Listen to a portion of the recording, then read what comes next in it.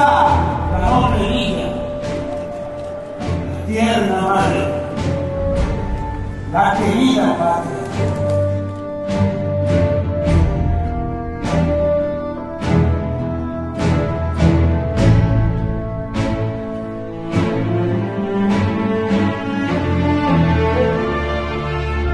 El embajador cristiano bien conoce cuánto pueden recuerdos de la infancia, deseos de adquirir guerreras joyas y afán de hallar tal villa restaurada. Mas ve que esos deseos son en vano. Mirad que esos pajares os encantan.